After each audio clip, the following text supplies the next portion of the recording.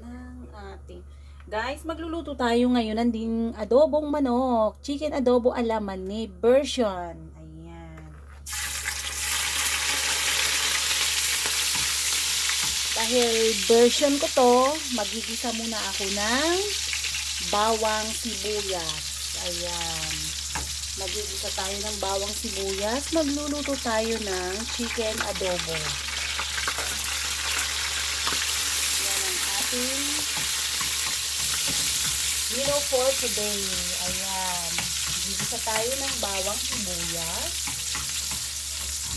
Then ilalagay natin ang ating manok. Dahil luto na ang ating bawang sibuyas, igigisa natin ang ating manok.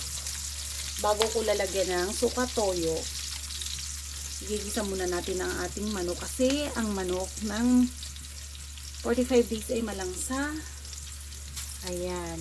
Igigisa muna natin guys. Ang dami ng chicken. Hahatiin ko lang to kasi tatatlo lang kami. Laging may leftover ng adobo. Pipiliin ko lang. Ano iluluto ko yan. Kasi laging natitira. Yung dalawa kong anak mapili. Pakpak lang ang gusto. Ayan. Okay na yan guys. Magtira tayo ng 4 na gaya.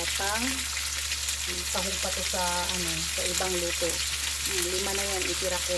Ito lang ni adobo ko guys. Then maglalagay tayo ng tanglad. Yan. Para matanggal ang langsa. Hindi ako naglalagay ng luya. Try tayo ngayon maglagay ng tanglad sa ating adobo. Kasi sa probinsya, wala kaming 45 days. Ang gamit lang namin doon ay native na manok. Masarap siya kapag may tanglad guys. Lalo na pag si mother ko ang nagluto. Yummy. Gusto ng dalawa kong anak. Pag nagbabakasyon kami ng probinsya ng Palawan, pag nagluluto ng adobo si nanay, ang baon namin, pauwi dito, mapabalik ng Manila, ay adobo, sarap na sarap yung dalawa ko. Nire-request nila lagi na magluto ako kagaya ng luto ni nanay. Ayan. Kaya ngayon guys, ang version ko ngayon ay nilagyan ko ng tanglad. Ayan. Hindi ko muna siya lalagyan ng suka at saka toyo. Mamaya-maya na ng konti. Palulutuin ko muna siya. Gigisa ko muna siya. Yan guys. Tatakpan ko muna yan. Babalikan natin later on. Ayan guys. Lagay muna tayo ng paminta. Pamintang durog po ang gamit ko. Hindi buo. Ayan. Lagyan natin ng paminta.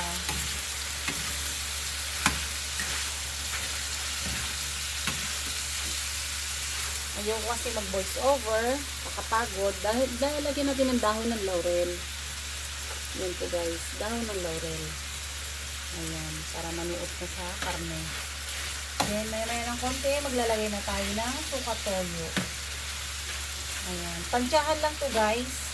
Kung gaano karami yung karne ang lulutuin nyo, ganun lang din karami ang lalagay yung suka toyo. Ayan. Kasi, konti lang yan, 3 lang kami. Tamang pang-ulam lang. Ayan. Ayan. Maglalagay na tayo ng ating suka. Ayan. Then, isasabay na natin ang ating toyo.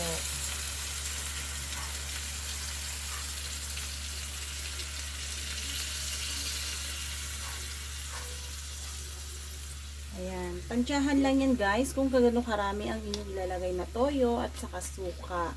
Wala na pong sukat-sukat yan dahil lutong bahay. Nasa sa inyo na po yan.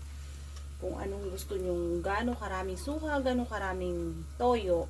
Ayon sa inyong panlasa. Ayan. Hindi ko muna siya guys tatakpan kasi ang suka niya ay hilaw pa. Ayan. Para hindi siya makulog. Mamaya-maya babalikan natin guys. Ayan, balikan natin ang ating adobo. Pwede na siyang haluin guys, kasi kanina pa naman siya nilagyan ng suka at saka toyo. Ayan.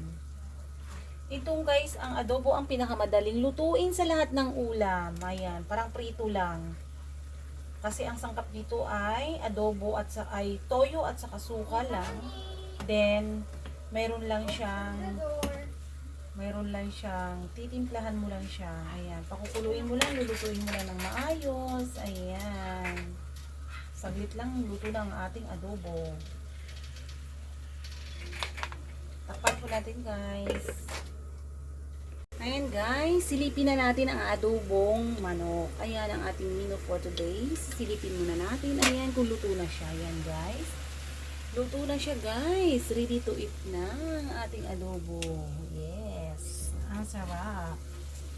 Adobong manok. Itong ulam na napakasimpleng lutuin pero napakasarap naman din kapag na kuha mo ang tamang timpla, ang tamang lasa ng iyong gustong adobo. Ayan. Ayan. Kain po tayo guys later on. Ayan. Luto na po ang ating adobong manok. Ayan. Tinimplahan ko na po yan dyan. Nilagyan ko lang ng magic sarap para ma-magic ang kanyang lasa, ang kanyang sarap. Ayan. Prito-prito na lang po sa sarili niyang mantika. Ayan. Ang adobong tuyo. Yan po talaga ang adobo. Ayan guys. Thank you!